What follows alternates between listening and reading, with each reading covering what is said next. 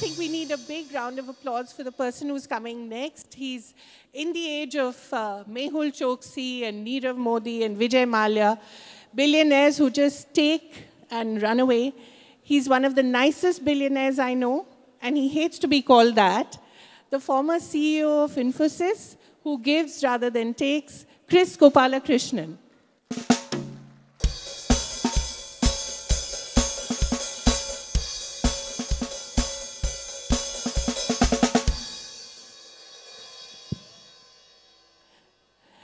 And to talk a little more about how much he gives, I know he hates figures, but he recently donated 225 crore to this Brain Research Institute, which actually is going to map the human brain and tell us where it's headed.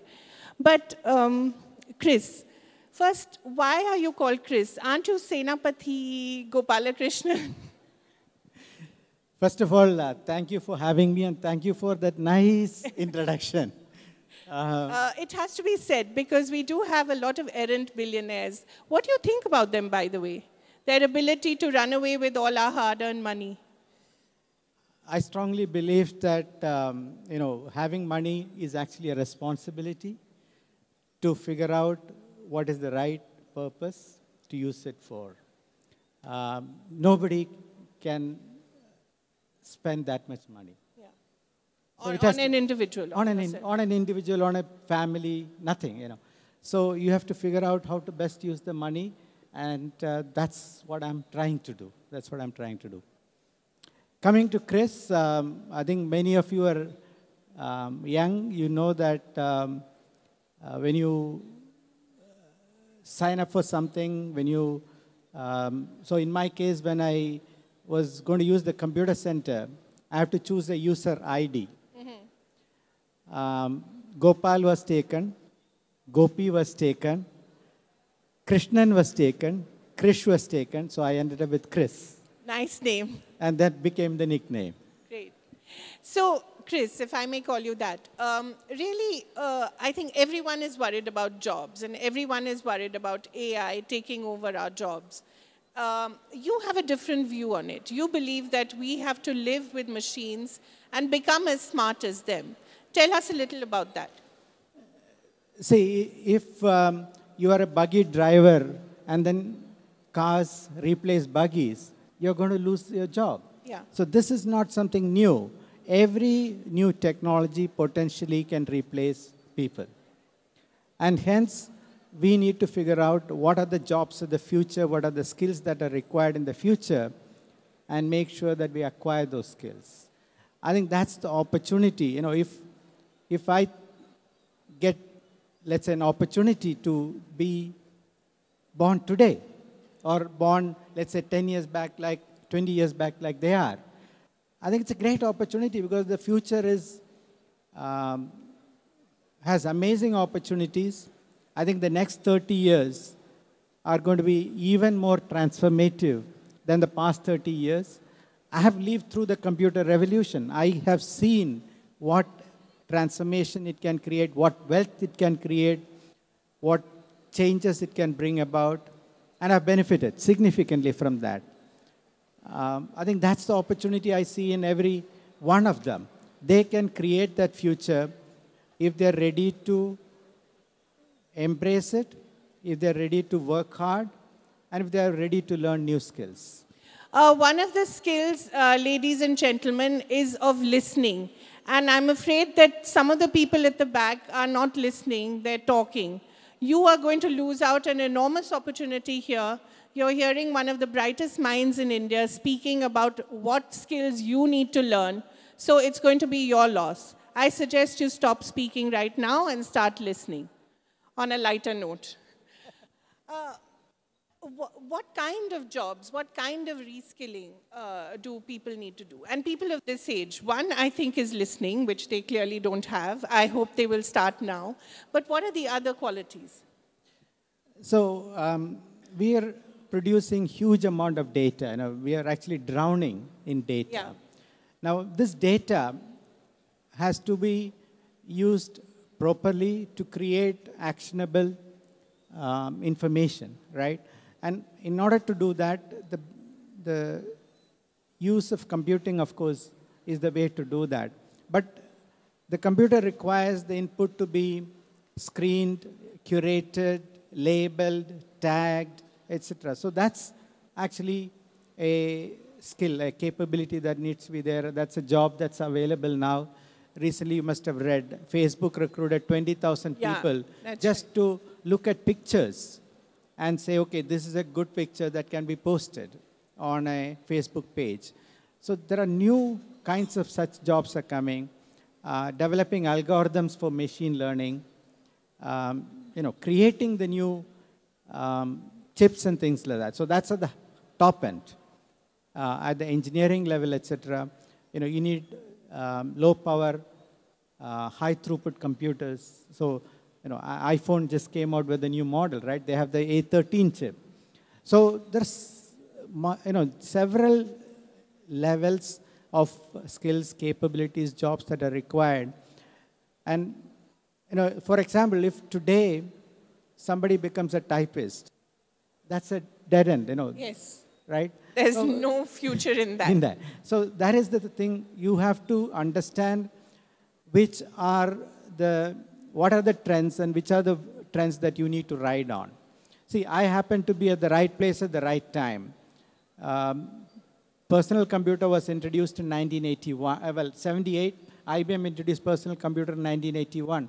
Infosys started in 1981. I was 25. So I happened to be at the right place at the right time and rode that wave and benefited from that. So that's what you need to do. What are the trends? And one of the trends, of course, is AI, machine learning, brain sciences, neuroscience, the intersection of biology and computing. That's an amazing area for us, and this is going to transform every aspect of our life, every industry, every business. And when everything is getting changed, there's an opportunity to actually create new businesses, create new leadership, create new thought leaders, and create lots and lots of wealth, money. Which is a language I think everyone understands. The other way that you spend your money is, again, very interesting. You invest in a lot of startups, over 60, and some fascinating startups from non-toxic foods to fintech. How would you suggest that a young person who has a big idea makes the pitch to you? What would it take for a young person to make the pitch for you to part with all that lovely money? Well, we part only a little bit at a time, not a lot at a time, especially for startups. But the thing is, first is your idea innovative? Is it different? Is it something new? I think that's very, very important because there's no point in repeating what has already been done, right? Second, how do you present that idea? Do you believe that this is going to change the world? This is going to create a huge business? All of us know that over time businesses will change. But at least when you pitch that idea, you need to believe that this is going to change the world and you are the person who is going to drive that. You're going to spend the rest of your life making that into a reality. Third, you have to have a plan which seems credible, which seems plausible, which seems something that can be executed on. And you need a team, at least one other person, couple of people who will work with you. And one of the biggest challenges I have seen founders face is when they recruit the fourth employee, the fifth employee, because can you convince somebody to believe in your idea and get that person to come and work for you? Because startups can't pay much. So it has to be based on your passion and your ability to convert somebody to work for you. So these are the things that we look for when we fund a startup. If you were starting Infosys now, would you do it the same? Not the same idea, but yes, the same way, in the sense that, we had a wonderful team that stayed together for 30 plus years. Which is quite a rarity. Yes, I know, 7 of us not related to each other, right? Just friends and things like that. We had an idea, which we believed will transform the world. The idea is simple, that we can develop software remotely. Software for the best companies in the world sitting in India, right? And third, we sold this product, the service, to the market where we get the maximum returns. We started selling in the US first, where there is demand and where they were willing to pay. And that's what I would expect anybody to go through. Now, building a company is a marathon. It doesn't happen, success does not come overnight. If it happens, it's accidental. So you have to commit yourself to, let's say, 5 years, 10 years of hard work, at least to begin with, and then everybody will believe that you are a genius if you do it in 3 years. Are there any big ideas in the crowd? Anything that you feel would be the next big idea and you'd like to pitch it to Kris? Think about it. Okay. Quickly, yeah. You have to stand, identify yourself as well. Hello. Hello. Hello. Sir, good afternoon very much. So you talked about the change, like startups, we should inculcate into startups.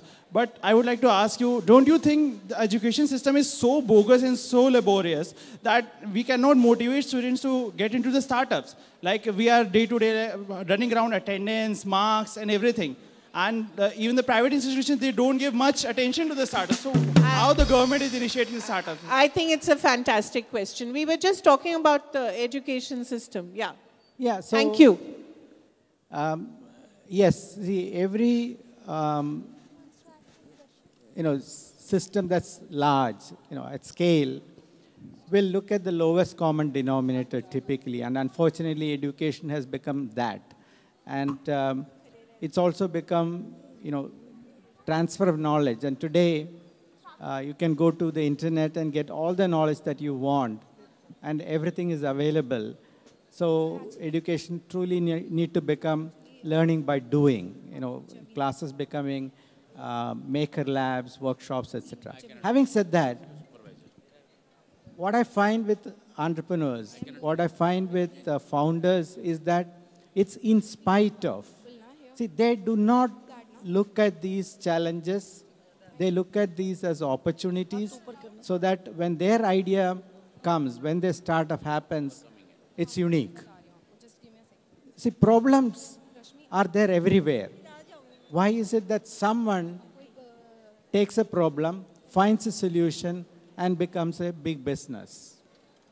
Right? When we started Infosys, many other companies started. Idea is just, let's say, 15% of the challenge. The execution is the 85, 90% of the challenge, where in spite of everything, can you think of actually developing a world-class software out of a third world country where just to travel abroad, you require government permission. Yeah. So those challenges were there always. So it is, in spite of those, how do you actually get to the next orbit? How do you escape that? I think that's what is important. And I believe, I'm pretty ordinary. And if we can do that, I believe anybody can do that. Any questions on what you feel the careers of the future will be? I'd like to hear from you, and then I'd like to hear from Kris. Yes, please. That gentleman there?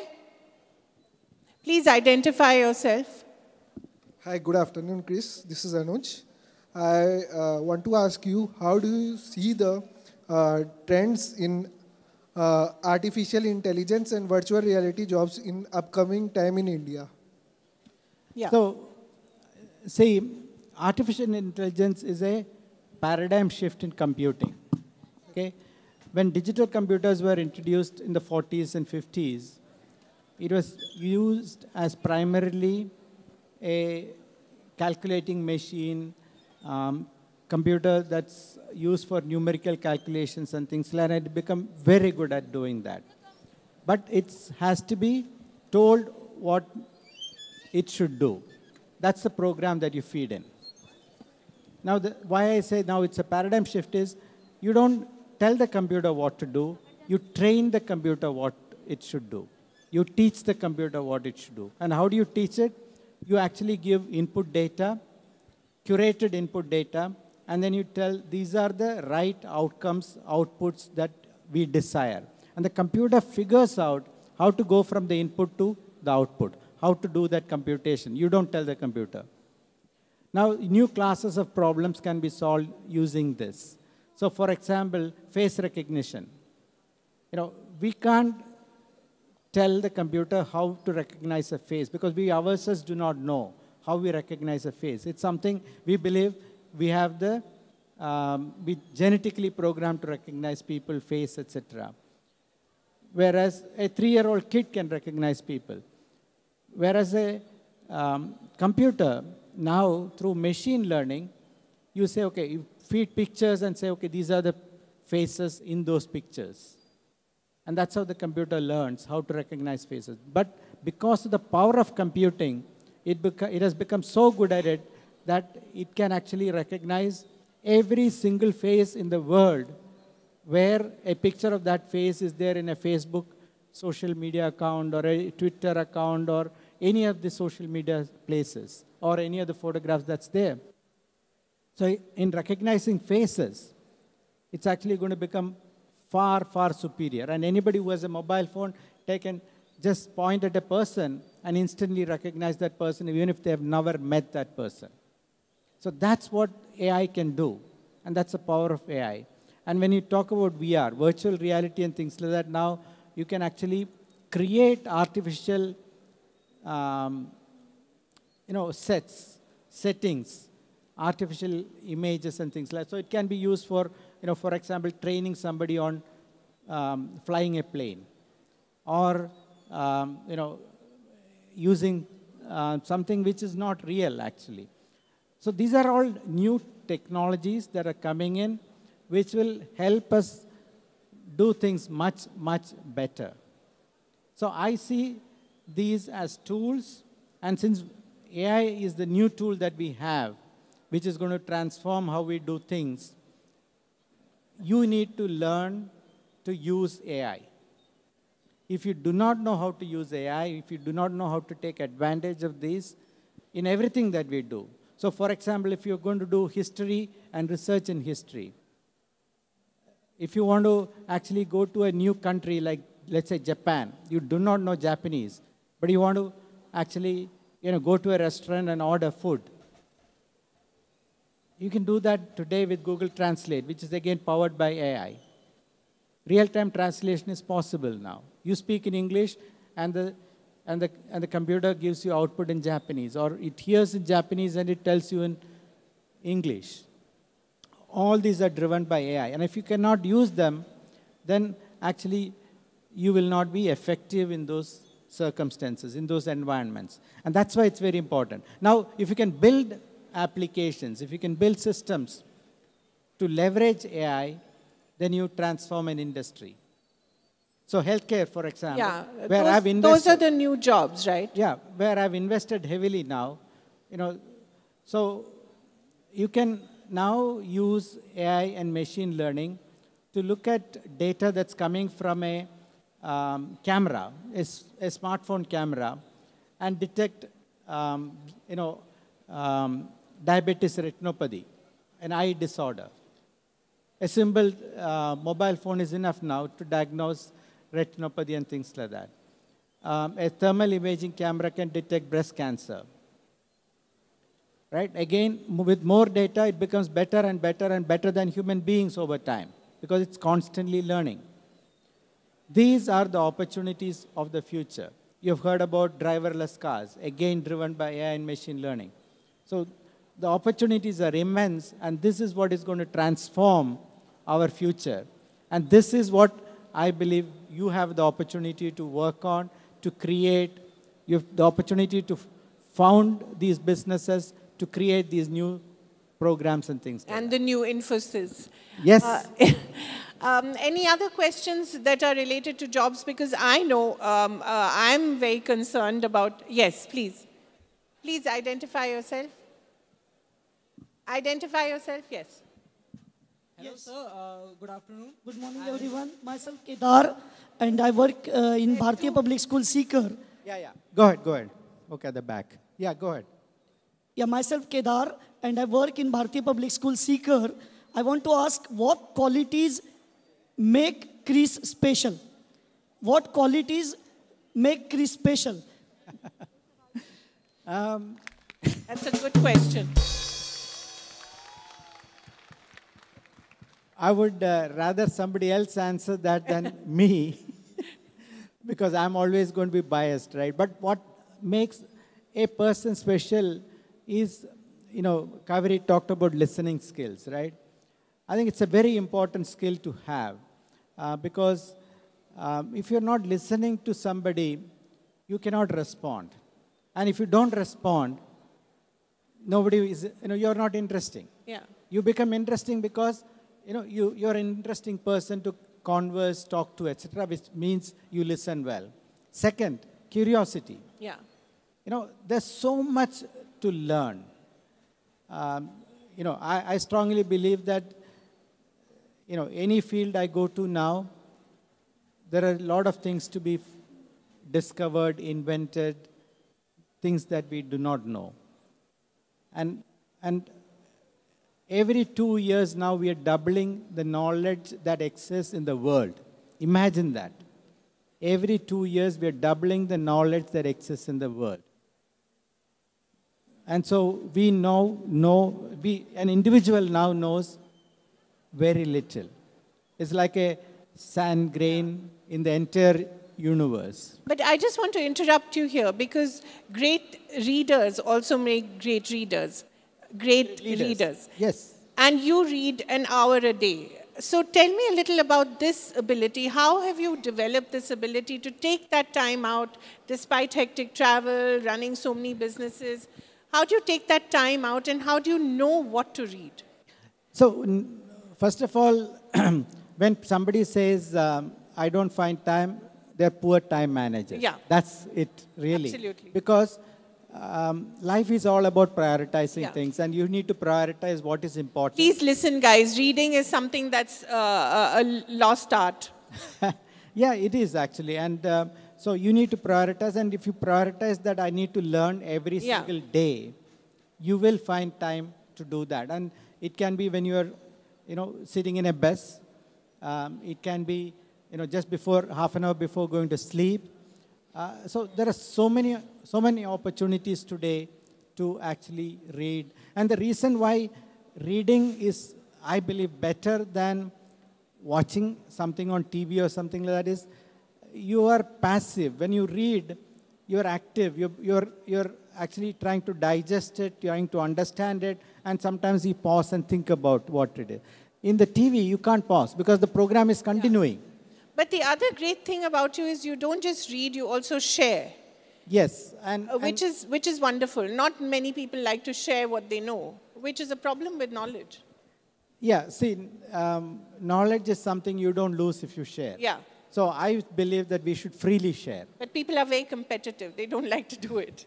In fact, the new world that we are going into, the data world, the more you share, the world becomes better. If you look at the CERN project, the Large Hadron project, 100 plus countries participate. The data is freely available to everybody. Right. Only few people publish papers out of that. Right. The reason is, having the data is not sufficient. Having the information is not sufficient. Can you act on it? Can you do something about it? Can you create something new? That's what is important. And that's where your individuality, your creativity, your innovation, your thought process actually comes. And that's what the difference that you can make. The other thing that we were just talking about is that how every algorithm knows us now. It knows us very well. But there is also the theory that we need to know ourselves better to maybe outsmart the algorithm. How do we do that? Yuval Noah Harari talks about 2 hours of meditation a day. That's a lot. How do we do that? So it's about knowing ourselves better is more about, finding time to, look at purpose, look at what makes us, excited about something. Understanding ourselves is about how do we reach peak performance? How can we actually do something very well? Because unless we know that, it has to be a disciplined process. It has to be predictable. It has to be, it has to be, purpose driven, right? Yeah, you have to find a purpose, a meaning in life. Otherwise, we're all living longer. We can just become, people who forward WhatsApp rumors on smartphones. Yeah, it's about actually, deciding on something and doing it, delivering in a predictable manner. For that, you need to know yourself better. And that's what I believe you need to do. You need to discover yourself so that you can deliver, you can give the maximum output, you can make the maximum impact. And that's what the world expects each one to do. So does money make you freer or does money trap you? It makes you freer in the sense that, you can think about what, that worry is taken away. So you can think about what else you can do with that money. How can you put that to good use? It gives you some freedom to experiment, etc. Thank you so much, Kris. It was such a pleasure listening to you. And all the best. And thank you, everyone, for listening. Believe me, you won't get this kind of opportunity very often, so please make full use of it. Thank you.